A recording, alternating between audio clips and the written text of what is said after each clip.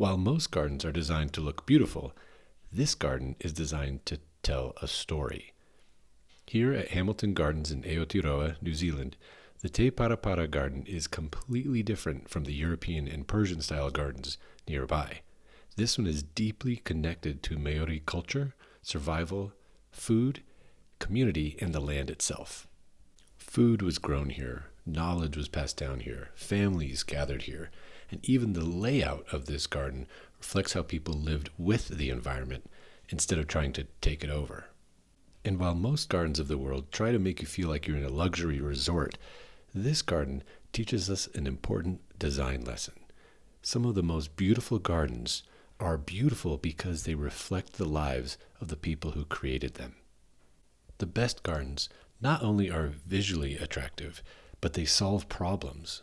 They create gathering places. They bring people together. They connect climate and culture, and they work with the environment. You can see an example of that here.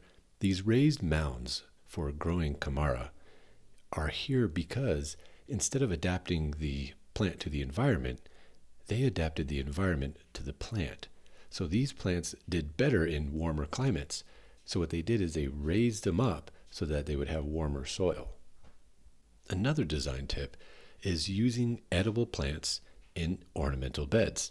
There's some very beautiful plants that you can eat, but they're also really beautiful.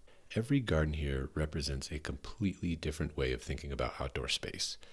Some gardens are designed for status or beauty, and some, like this one, were designed simply to help people live.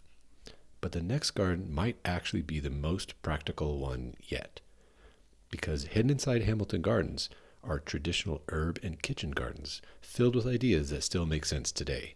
Plants for cooking, plants for medicine, plants for daily life. And honestly, some of the smartest landscaping ideas aren't decorative at all.